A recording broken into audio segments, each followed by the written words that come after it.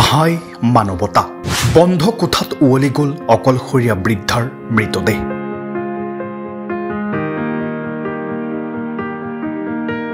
দেৰগাঁৱৰ ফেটাগাঁৱত সংঘটিত হ'ল এই হৃদয় বিদাৰক ঘটনা। এইখন অসমৰ দেৰগাঁৱত সংঘটিত হ'ল এক মৰ্মান্তিক ঘটনা। দেৰগাঁৱৰ ফটাগাঁৱত এটা বন্ধ কোঠাৰ ভিতৰত উদ্ধাৰ হ'ল এগৰাকী অকলশৰীয়া বৃদ্ধাৰ উৱলি যোৱা মৃতদেহ। 65 বছৰ বয়সীয়া ৰহিলা দত্ত নামৰ মহিলাগৰাকীয়ে অকলেই বাস কৰিছিল ঘৰটোত। শুক্ৰবাৰে মহিলাগৰাকীৰ ভতিজাক গুৱাহাটীৰ পৰা আহি দুৱাৰ বন্ধ পাই স্থানীয় লোকক অৱগত কৰে আৰু স্থানীয় লোকে ঘৰৰ ভিতৰৰ পৰা উদ্ধাৰ কৰে বৃদ্ধাগৰাকীৰ উৱলি যোৱা মৃতদেহ। জানিব পৰা মতে 3 মাহ ধৰি বন্ধ হৈ আছিল মহিলাগৰাকীৰ ফোন, যাৰ বাবে তেওঁৰ কোনো খবৰ পোৱা নাছিল গুৱাহাটীত থকা ভতিজাকে। কেনেকৈ কি পৰিস্থিতিত কেতিয়া বৃদ্ধাগৰাকীৰ মৃত্যু হ'ল সেয়া এতিয়াও স্পষ্ট হোৱা নাই। আৰক্ষীৰ তদন্ততহে পোহৰলৈ আহিব সকলো ৰহস্য। মানে ইয়াততো তেনেকুৱা দেখিবলগীয়া একো নাই পৰা, কিন্তু তেওঁ খবৰ দিলে প্ৰথমতে তেওঁ গুৱাহাটীৰ পৰা ৰিচেণ্ট আহি পাইছোঁ বুলি কৈছে আৰু চাফ চাফাইৰ কাৰণে এজন মানুহ আনিছোঁ বুলি কৈছে আৰু তেওঁ চেণ্ট পালে। তেতিয়া ক'লে যে মোৰ পেহীৰ লগত এটা যোগাযোগ সূত্ৰটো নাই পোৱা, পেহীকো নাই পোৱা আৰু ঘৰখন বন্ধ হৈ আছে।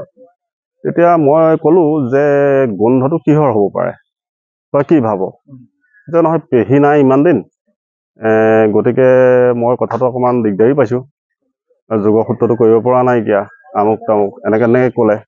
কোৱাৰ কাৰণে কি হ'ল, মই তেওঁক ক'লোঁ যে তই যদি গোন্ধটো পাইছ, ঘৰটো চাফা কৰিবৰ কাৰণে আহিছ, তই এটা কাম কৰ, ওচৰৰ মানুহ কেইজনমান গোটাই পেলাই ঘৰখন যিহেতু মানে ভিতৰৰ পৰা লক আছে বাহিৰৰ পৰাও লক আছে বুলি কৈছে, তেতিয়াহ'লে ওচৰৰ 2-এজনক দেখুৱাই তই চা ভিতৰখন।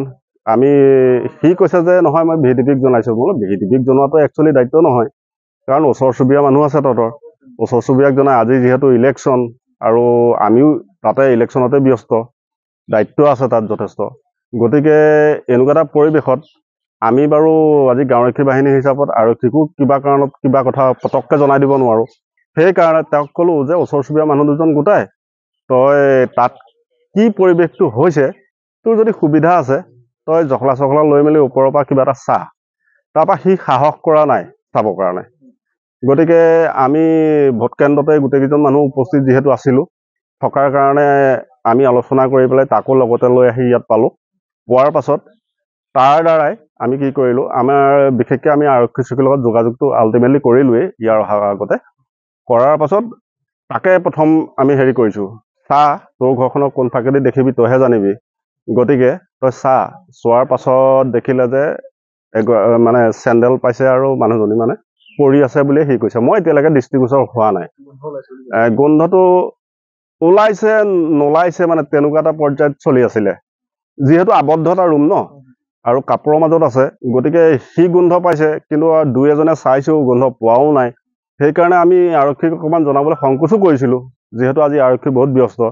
তাৰ পাছত 4-5জনে চোৱাৰ পাছত যেতিয়া গোন্ধটো আহিছে আৰু পৰিৱেশটো যেতিয়া দেখিছে, তেতিয়া আমি স্পষ্ট হৈছে যে মহিলাগৰাকী অকণমান ভিতৰতে মৃত্যু হৈ আছে। আমি তেতিয়া আৰক্ষীৰ লগত যোগাযোগটো সম্পূৰ্ণভাৱে ৰাখিছোঁ। হয়, তেখেত অকলে থাকে। একচুৱেলি কি হয়, আমাৰ এই যিটো পথ, এই লিংক ৰোডটো বনাই আছে, আমাৰ যাতায়াতটো এইটো ৰাস্তাত বৰকৈ নহয়। সেইকাৰণে আমি পৰিৱেশটো সম্পূৰ্ণভাৱে আমি বুজ ল'ব পৰা নাছিলোঁ আৰু মইতো বেলেগ ৰাস্তা দি অহা যোৱা।